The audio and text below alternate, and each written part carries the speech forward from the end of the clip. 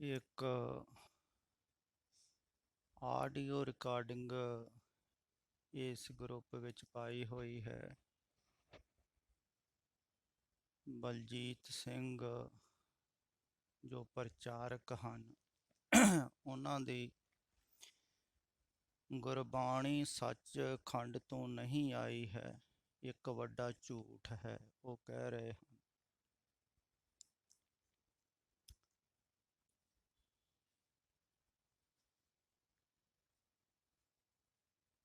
ਇੱਕ ਅੱਜ ਵੀ ਗੁਰਮੁਖ ਪਿਆਰੇ ਆਏ ਸਨ,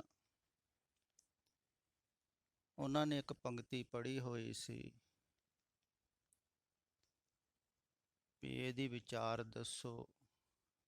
ਮੈਂ ਉਹਨਾਂ ਨੂੰ ਕਿਹਾ ਸੀ ਵੀ ਗਰੁੱਪ ਦੇ ਵਿੱਚ ਤੁਸੀਂ ਪਾ ਦਿਓ, ਤੇ ਉਹਨਾਂ ਨੇ ਵੀ ਸ਼ਬਦ ਪਾਇਆ ਹੋਇਆ ਹੈ, ਇੱਕ ਵਾਰੀ ਨਹੀਂ 2 ਵਾਰੀ ਪਾ ਦਿੱਤਾ ਹੈ। ਪਰ ਪਹਿਲਾਂ ਕੁਝ ਕੁ ਗੱਲਾਂ ਸਮਝਣ ਯੋਗ ਹਨ, ਬਹੁਤ ਜ਼ਰੂਰੀ, ਖਿਆਲ ਵਿੱਚ ਰੱਖਣ ਯੋਗ।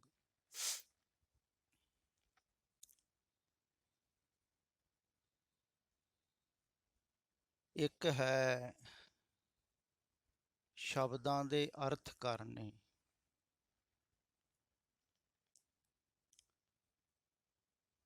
ਤੇ ਪ੍ਰਚਾਰਕ ਜਿਹੜੇ ਹਨ ਉਹ ਸ਼ਬਦਾਂ ਦੇ ਅਰਥ ਕਰਦੇ ਹਨ ਵੀ ਕਿਹੜੇ ਸ਼ਬਦ ਦਾ ਕੀ ਅਰਥ ਹੈ।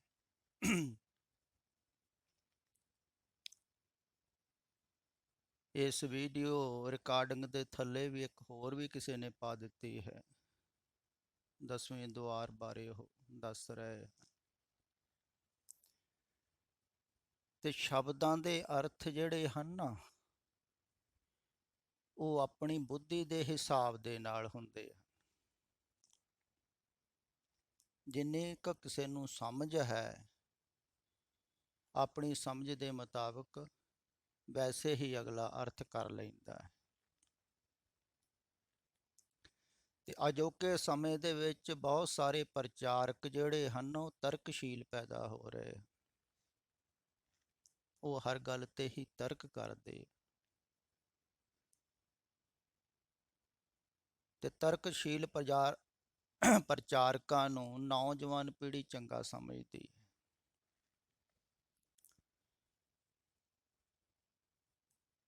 ਤਰਕ ਕਰਨਾ ਮਾੜਾ ਨਹੀਂ ਹੈ, ਪਰ ਤਰਕ ਹੈ ਬੁੱਧੀ ਦਾ ਵਿਸ਼ਾ। ਕਿਸੇ ਗੱਲ ਨੂੰ ਲੈ ਕੇ ਉਹਨੂੰ ਗਲਤ ਠਹਿਰਾਉਣਾ ਹੋਵੇ ਤੇ ਆਪਾਂ ਨੂੰ ਐਗਜ਼ਾਮਪਲ ਦੇਣੇ ਪੈਂਦੇ ਹਨ ਬਾਹਰੋਂ। ਕਿਸੇ ਪੁਸਤਕ ਦਾ ਪ੍ਰਮਾਣ ਦੇ ਦਿੱਤਾ, ਕਿਸੇ ਪ੍ਰਚਾਰਕ ਦੀ ਗੱਲ ਕਹਿ ਦਿੱਤੀ, ਜਾਂ ਉਪਦੇਸ਼ ਦੇ ਵਿੱਚੋਂ ਬਹੁਤ ਸਾਰੇ ਪ੍ਰਮਾਣ ਦੇ ਕੇ ਇਹ ਪ੍ਰਚਾਰਕ ਕਿਸੇ ਗੱਲ ਨੂੰ ਸਿੱਧ ਕਰਦੇ। ਤਾਂ ਉਸੇ ਗੱਲ ਨੂੰ ਅਸਿੱਧ ਕਰਨ ਵਾਲਾ ਵੀ ਆਪਣੇ ਢੰਗ ਦੇ ਨਾਲ ਉਸ ਬਾਣੀ ਦੇ ਵਿੱਚੋਂ ਹੀ ਪ੍ਰਮਾਣ ਦੇ ਕੇ ਕਰ ਦਿੰਦਾ ਹੈ। ਕੀਤਾ ਵੀ ਜਾ ਸਕਦਾ ਹੈ, ਕੋਈ ਔਖਾ ਕੰਮ ਨਹੀਂ। ਜਿਹਦੀ ਬੁੱਧੀ ਤੀਖਣ ਹੋਵੇ ਉਹ ਤੇ ਰੱਬ ਨੂੰ ਵੀ ਇਨਕਾਰ ਕਰ ਸਕਦਾ ਹੈ। ਕੀਤਾ ਜਾਂਦਾ ਹੈ ਕਿਉਂਕਿ ਸਾਹਮਣੇ ਤੇ ਦਿਖਦਾ ਨਹੀਂ ਹੈ। ਤੇ ਪੁਰਾਣੇ ਸਮਿਆਂ ਦੇ ਵਿੱਚ ਕਰਦੇ ਹੀ ਸਨ ਇਨਕਾਰ। ਨਾਸਤਿਕ ਵੀ ਬਹੁਤ ਹੋਏ ਹਨ ਪੰਡਤ, ਵਿਦਵਾਨ ਵੀ ਨਾਸਤਿਕ ਹੋਏ ਹਨ ਬਹੁਤ, ਜਿਵੇਂ ਬ੍ਰਹਸਪਤੀ ਹੋਇਆ ਹੈ, ਤੇ ਉਹਨਾਂ ਨੇ ਬਿਲਕੁਲ ਇਨਕਾਰ ਕੀਤਾ ਹੈ ਪ੍ਰਮਾਤਮਾ, ਤੇ ਉਹ ਆਪਣੇ ਢੰਗ ਦੇ ਪ੍ਰਮਾਣ ਜੁਟਾ ਲੈਂਦੇ ਹਨ। ਪ੍ਰਮਾਤਮਾ ਨੂੰ ਨਾ ਕਰਨ ਵਾਸਤੇ ਵੀ ਪ੍ਰਮਾਣ ਜੁਟਾਏ ਜਾ ਸਕਦੇ, ਕੋਈ ਔਖਾ ਕੰਮ ਨਹੀਂ। ਤੇ ਕਿਸੇ ਵੀ ਚੀਜ਼ ਨੂੰ ਖੰਡਨ ਕਰਨਾ ਹੋਵੇ, ਤੇ ਖੰਡਨ ਕਰਨ ਤੇ ਬਹੁਤ ਸਿਖਾਲਾ, ਆਪਾਂ ਕਹਿੰਦੇ ਮੰਨਦੇ ਹੀ ਨਹੀਂ, ਇਹ ਗੱਲ ਗਲਤ ਹੈ। ਤੇ ਆਦਮੀ ਉਸ ਢੰਗ ਦੇ ਪ੍ਰਮਾਣ ਲੱਭ ਕੇ ਤੇ ਉਹਨੂੰ ਖੰਡਨ ਕਰ ਦਿੰਦਾ ਹੈ, ਤੇ ਲੋਕ ਬਹੁਤ ਖੁਸ਼ ਹੁੰਦੇ ਹਨ, ਕਹਿੰਦੇ ਹਨ ਪ੍ਰਚਾਰਕ ਬਹੁਤ ਵਧੀਆ, ਦੇਖੋ ਇਹਨੇ ਇਹ ਗੱਲ ਨੂੰ ਗਲਤ ਠਹਿਰਾ ਦਿੱਤਾ, ਜਿਹੜੇ ਸਾਰੇ ਹੀ ਅਰਥ ਕਰਦੇ ਸਨ ਅਰਥ ਹੀ ਗਲਤ ਕਰ ਦਿੱਤਾ। ਦੇਖੋ, ਤੇ ਲੋਕ ਐਸੀਆਂ ਗੱਲਾਂ ਸੁਣ ਕੇ ਪ੍ਰਭਾਵਿਤ ਵੀ ਹੁੰਦੇ ਹਨ। ਤੇ ਮੈਨੂੰ ਉਮੀਦ ਹੈ ਇਹ ਜਿਨ੍ਹਾਂ ਨੇ ਇਹ ਰਿਕਾਰਡਿੰਗ ਪਾਈ ਹੋਈ ਹੈ ਉਹ ਵੀ ਐਸੀਆਂ ਰਿਕਾਰਡਿੰਗਾਂ ਸੁਣਦੇ ਹੋਣਗੇ, ਕਿਉਂਕਿ ਉਹਨਾਂ ਨੇ ਥੱਲੇ ਲਿਖਿਆ ਵੀ ਹੋਇਆ ਹੈ, ਪਲੀਜ਼ ਬਾਬਾ ਜੀ ਕਿਰਪਾ ਕਰਕੇ ਇਸ ਦੇ ਬਾਰੇ ਜ਼ਰੂਰ ਦੱਸਿਓ ਜੀ, ਜ਼ਰੂਰ। ਫਿਰ ਕਿਹਾ ਹੈ ਥੈਂਕਸ। ਤੇ ਜਿਹੜੇ ਇਹਨਾਂ ਪ੍ਰਚਾਰਕਾਂ ਦੀ ਰਿਕਾਰਡਿੰਗਾਂ ਸੁਣਦੇ ਹਨ ਨਾ, ਉਹਨਾਂ ਨੂੰ ਲਾਭ ਨਹੀਂ ਹੁੰਦਾ ਹੈ, ਹਾਨੀ ਹੁੰਦੀ, ਕਿਉਂਕਿ ਵਿਚਾਰ ਦੇ ਤਲ ਤੇ ਉਹ ਤੀਖਣ ਹੁੰਦੇ ਜਾਂਦੇ, ਵਿਚਾਰਕ ਬਣ ਜਾਂਦੇ। ਹੁਣ ਇਹ ਪ੍ਰਚਾਰਕ ਜਿਹੜੇ ਹਨ ਇਹ ਜੋੜ ਕੇ ਦੇ ਨਾ ਰਹੇ ਹਨ। ਉਦਾਂ ਤਾਂ ਕਹਿੰਦੇ ਹਨ ਅਸੀਂ ਗੁਰੂ ਨਾਲ ਜੋੜਦੇ, ਪਰ ਇਹ ਜੋ ਕਹਿ ਰਹੇ ਹਨ, ਦੇਖੋ ਆਹ ਜਿਹੜਾ ਅਰਥ ਵੀ ਇਹਨਾਂ ਨੇ ਕੀਤਾ ਹੈ ਵੀ ਬਾਣੀ ਧੁਰੋਂ ਨਹੀਂ ਆਈ ਹੈ। ਧੁਰ ਕੀ ਬਾਣੀ ਆਈ ਤਿਨ ਸਗਲੀ ਚਿੰਤ ਮਟਾਈ, ਐਸਾ ਸ਼ਬਦ ਹੈ। ਤੋ ਕਹਿੰਦਾ ਹੈ ਧੁਰੋਂ ਕਿਤੋਂ ਬਾਹਰੋਂ ਨਹੀਂ ਆਈ ਹੈ, ਦਿਮਾਗ ਦੇ ਵਿੱਚੋਂ ਆਈ, ਸਮਝ ਦੇ ਵਿੱਚੋਂ ਆਈ, ਮਤ ਦੇ ਵਿੱਚੋਂ ਆਈ, ਧੁਰ ਕਿਤੇ ਬਾਹਰ ਨਹੀਂ। ਤੇ ਕਹਿੰਦਾ ਹੈ ਤੁਸੀਂ ਵੀ ਇਹ ਸਮਝਣ ਦੀ ਕੋਸ਼ਿਸ਼ ਕਰੋ, ਬਾਣੀ ਨੂੰ ਸਮਝਣ ਦੀ ਕੋਸ਼ਿਸ਼ ਕਰੋ। ਇਹੋ ਜ਼ਿਆਦਾ ਕਹਿੰਦੇ ਹਨ ਪ੍ਰਚਾਰਕ, ਵਿਚਾਰਕ ਜਿਹੜੇ ਹਨ ਵੀ ਤੁਸੀਂ ਬਾਣੀ ਨੂੰ ਸਮਝੋ, ਤੋਂ ਸਮਝਾਉਣ ਦੀ ਕੋਸ਼ਿਸ਼ ਕਰ ਰਹੇ ਹਨ। ਆਪ ਭਾਵੇਂ ਉਹ ਨਹੀਂ ਸਮਝੇ ਹਨ, ਪਰ ਦੂਸਰੇ ਨੂੰ ਸਮਝਾਉਣ ਦੀ ਕੋਸ਼ਿਸ਼ ਕਰ ਰਹੇ, ਕਿਉਂਕਿ ਸਮਝ ਕੇ ਪੜ੍ਹ ਕੇ ਨਹੀਂ ਆਉਂਦੀ ਹੈ ਗੱਲ। ਕੁਝ ਗੱਲਾਂ ਐਸੀਆਂ ਹਨ ਉਹ ਪੜ੍ਹ ਕੇ ਕਦੇ ਸਮਝ ਵਿੱਚ ਨਹੀਂ ਆਉਂਦੀਆਂ, ਉਹ ਤੇ ਕਰਕੇ ਹੀ ਆਉਂਦੀਆਂ। ਜਿਵੇਂ ਐਵੇਂ ਸਮਝ ਲਈਏ ਆਪਾਂ, ਜਿਹੜਾ ਤਰਨਾ ਨਹੀਂ ਨਾ ਜਾਣਦਾ ਹੈ ਉਹਨੂੰ ਲੱਖ ਸਮਝਾਓ ਤਰਨ ਬਾਰੇ, ਉਹਨੂੰ ਸਮਝ ਵਿੱਚ ਨਹੀਂ ਆਉਂਦਾ ਜਿੰਨਾ ਚਿਰ ਉਹ ਪਾਣੀ 'ਚ ਉਤਰੇ ਨਾ। ਉਤਰ ਕੇ ਹੀ ਪਤਾ ਲੱਗਦਾ ਹੈ ਵੀ ਕਿਵੇਂ ਤਰਨਾ, ਕੋਈ ਪੜ੍ਹਿਆ ਥੋੜ੍ਹੀ। ਤੇ ਜਿਹੜੇ ਪੜ੍ਹੇ ਲਿਖੇ ਹਨ ਨਾ ਉਹਨਾਂ ਨੂੰ ਧੱਕਾ ਦੇ ਦਿਓ ਤੇ ਡੁੱਬਣਗੇ।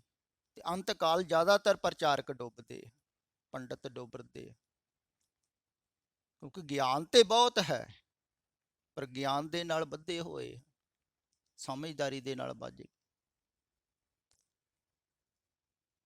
ਤੇ ਆਪਣੀ ਸਮਝਦਾਰੀ ਦੇ ਨਾਲ ਬੱਝ ਰਹੇ, ਆਪਣੀ ਮਤ ਦੇ ਨਾਲ। ਉਹਨੇ ਪ੍ਰਮਾਣ ਵੀ ਦਿੱਤਾ ਹੈ, ਗੁਰੂ ਸਾਹਿਬ ਜੀ ਨੇ ਕਿਹਾ ਹੈ ਨਾ ਇੱਕ ਜਗ੍ਹਾ, ਮਤ ਵਿੱਚ ਰਤਨ ਜਵਾਹਰ ਮਾਣਕ, ਜੇ ਇੱਕ ਗੁਰ ਕੀ ਸਿੱਖ ਸੁਣ। ਉੱਥੇ ਕਹਿੰਦੇ ਹਨ ਮਤ ਵਿੱਚ ਰਤਨ ਜਵਾਹਰ ਮਾਣਕ, ਜੇ ਇੱਕ ਗੁਰ ਕੀ ਸਿੱਖ ਸੁਣ। ਗੁਰੂ ਦਾ ਉਪਦੇਸ਼ ਜਿਹਨੇ ਸਿੱਖ ਨੇ ਸੁਣਿਆ।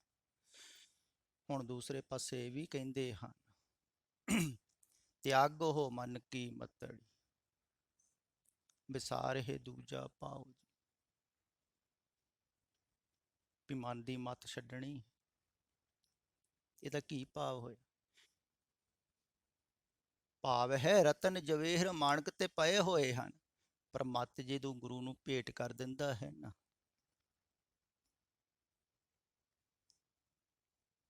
ਉਦੋਂ ਦਿਖਦੇ ਹਨ, ਕਿਉਂਕਿ ਆਪਣੀ ਮਤ ਦੇ ਦੁਆਰਾ ਨਹੀਂ ਦਿਖਦੇ, ਗੁਰੂ ਕਿਰਪਾ ਦੁਆਰਾ। ਮਨ ਕੀ ਮਤ ਜਿਹੜੀ ਹੈ ਨਾ ਉਹਨੂੰ ਤਿਆਗਣਾ ਵੀ ਔਖਾ ਹੈ। ਮਨ ਕੀ ਮਤ ਤਿਆਗੋ ਹਰ ਜਨ, ਇਹਾ ਬਾਤ ਕਠਿਨ, ਬਹੁਤ ਕਠਿਨ। ਤੇ ਲੋਕ ਪ੍ਰਚਾਰਕ ਆਪਣੀ ਮਤ ਦੇ ਨਾਲ ਜੁੜੇ ਹੋਏ ਹਨ, ਗੁਰੂ ਦੀ ਮਤ ਦੇ ਨਾਲ ਨਹੀਂ ਜੁੜੇ ਹੋਏ।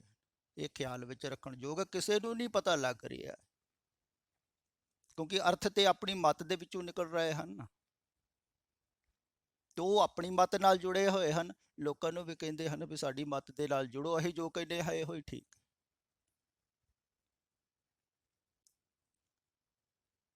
ਇੱਥੇ ਉਲਟੀ ਗੱਲ ਕਹੀ ਜਾ ਰਹੀ। ਗੁਰੂ ਨਾਨਕ ਦੇਵ ਜੀ ਨੇ ਇਹ ਨਹੀਂ ਕਿਹਾ ਹੈ ਵੀ ਸਾਡੀ ਮਤ ਦੇ ਨਾਲ ਜੁੜੋ, ਉਹ ਕਹਿੰਦੇ ਹਨ ਮਤ ਨੂੰ ਛੱਡੋ, ਮਨ ਦੀ ਮਤ ਨੂੰ ਛੱਡਣਾ ਹੈ, ਗੁਰੂ ਦੁਆਰੇ ਗੁਰੂ ਦੀ ਮਤ ਨੂੰ ਧਾਰਨ ਕਰਨਾ ਹੈ। ਇਹੋ ਫਰਕ ਹੁੰਦਾ ਹੈ ਨਾ। ਹੁਣ ਗੁਰੂ ਨਾਨਕ ਦੇਵ ਜੀ ਜਦੋਂ ਸਾਹਮਣੇ ਹੋਣਗੇ ਉਦੋਂ ਤੇ ਕਹਿੰਦੇ ਹੀ ਹੋਣਗੇ ਨਾ ਇਹ ਗੱਲ, ਪਰ ਹੁਣ ਪ੍ਰਚਾਰਕ ਅਰਥ ਕਰ ਰਹੇ ਹਨ ਆਪਣੇ ਢੰਗ ਦੇ ਨਾਲ। ਤੇ ਦੇਖੋ ਕਮਾਲ ਦੀ ਗੱਲ, ਉਹਨਾਂ ਨੇ ਧੁਰ ਕੀ ਬਾਣੀ ਆਈ ਦਾ ਅਰਥ ਕੀ ਕੀਤਾ ਹੈ ਵੀ ਗੁਰੂਆਂ ਦੇ ਦਿਮਾਗ ਦੇ ਵਿੱਚੋਂ ਆਈ ਬਾਣੀ। ਜੋੜਤਾ ਨਾ ਸਰੀਰ ਦੇ ਨਾਲ, ਦਿਮਾਗ ਦੇ ਨਾਲ ਜੋੜਤਾ, ਮਤ ਦੇ ਨਾਲ ਜੋੜ, ਸਰੀਰ ਦੇ ਨਾਲ ਜੋੜ।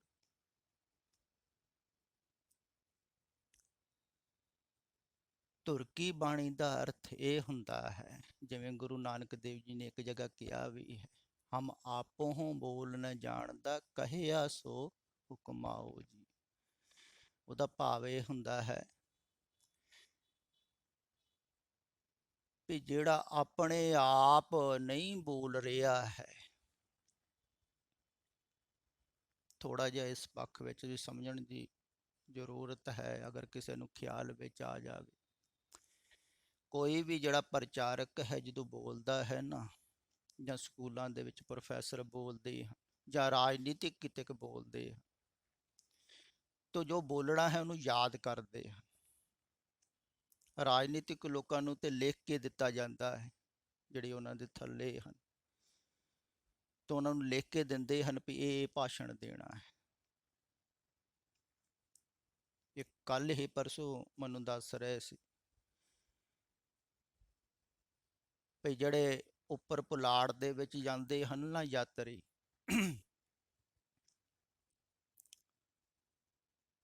ਤੇ ਉਹਨਾਂ ਦਾ ਪਤਾ ਨਹੀਂ ਹੁੰਦਾ ਵੀ ਮੁੜਨਾ ਹੈ ਕਿ ਨਹੀਂ ਮੁੜਨਾ ਹੈ, ਤਾਂ ਉਹਨਾਂ ਨੂੰ ਪਹਿਲਾਂ ਹੀ ਸਾਈਨ ਕਰਾ ਲੈਂਦੇ ਹਨ ਵੀ ਤੁਸੀਂ ਆਪਣੀ ਜ਼ਿੰਮੇਵਾਰੀ ਤੇ ਜਾ ਰਹੇ ਹੋ, ਜਿਵੇਂ ਡਾਕਟਰ ਕਰਾਉਂਦੇ।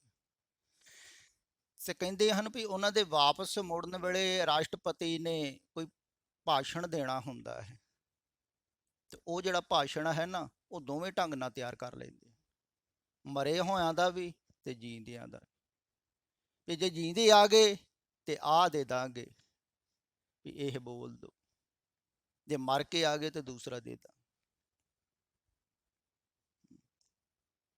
ਤੇ ਜਿਹੜੇ ਪ੍ਰਚਾਰਕ ਹਨ ਜਾਂ ਰਾਜਨੀਤਿਕ ਲੋਕ ਹਨ, ਕੋਈ ਵੀ ਹਨ, ਇਹ ਬਹੁਤ ਪੜ੍ਹ ਪੜ੍ਹ ਕੇ ਸੋਚ ਸੋਚ ਕੇ ਕਿਤਾਬਾਂ ਦੇ ਵਿੱਚੋਂ ਪ੍ਰਮਾਣ ਜੁਟਾ ਜੁਟਾ ਕੇ ਉਸ ਗੱਲ ਨੂੰ ਸਿੱਧ ਕਰਨ ਵਾਸਤੇ ਬੋਲਦੇ, ਤਿਆਰੀ ਕਰਦੇ ਹਨ, ਪਹਿਲਾਂ ਤਿਆਰੀ ਕਰਕੇ ਫਿਰ ਬੋਲਦੇ, ਬਿਨਾਂ ਤਿਆਰੀ ਤੋਂ ਨਹੀਂ ਬੋਲਦੇ। ਤੇ ਜਿਵੇਂ ਬਾਬਾ ਨਾਨਕ ਹੈ, ਉਹ ਕੋਈ ਤਿਆਰੀ ਥੋੜ੍ਹੀ ਕਰਦਾ ਹੈ ਵੀ ਸਿੱਧਾਂ ਨੂੰ ਕੀ ਸਮਝਾਉਣਾ ਹੈ, ਉਹ ਤਾਂ ਜੋ ਉਹਨਾਂ ਨੇ ਪੁੱਛਿਆ ਹੈ ਉਸੇ ਵੇਲੇ ਉਹ ਜਵਾਬ ਦੇ ਦਿੰਦੇ। ਉਹ ਤੇ ਸਹਿਜ ਸੁਭਾਏ ਬੈਠੇ ਹੋਏ ਕਹਿ ਦਿੰਦੇ ਮਰਦਾਂ ਨੇ ਰਬਾਬ ਸੇ ਬਾਣੀ ਆਈ, ਕਿਉਂਕਿ ਸੋਚ ਥੋੜ੍ਹੀ ਰਹੇ ਹਨ। ਸੋਚ ਵਿਚਾਰ ਤੇ ਸੰਸਾਰੀ ਮਨੁੱਖ ਕਰਦਾ ਹੈ, ਤੇ ਸੰਸਾਰ ਵਾਸਤੇ ਕਰਨੀ, ਪਰਮਾਤਮਾ ਵਾਸਤੇ ਥੋੜ੍ਹੀ ਕਰਨੀ। ਤੇ ਇਹ ਜੋ ਬਾਣੀ ਲਿਖੀ ਹੈ ਸੋਚ ਸੋਚ ਕੇ ਥੋੜ੍ਹੀ ਲਿਖੀ ਹੋਈ, ਇਹੋ ਹੀ ਤੇ ਮੂੜਤਾ ਹੈ ਪ੍ਰਚਾਰਕਾਂ ਦੀ, ਤੇ ਲੋਕ ਪ੍ਰਚਾਰਕਾਂ ਨੂੰ ਹੀ ਸੁਣੀ ਜਾਂਦੇ ਹਨ। ਇਹ ਉਹਨਾਂ ਨੂੰ ਗਏ ਬੀਤੇ ਹਨ ਲੱਗਦਾ, ਮੈਂ ਅਜੇ ਤੱਕ ਸਮਝ ਨਹੀਂ ਆਈ ਹੈ ਇਹਨਾਂ ਨੂੰ।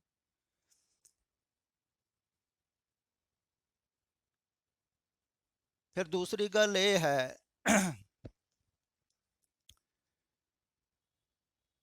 ਵੀ ਜਿਹੜੇ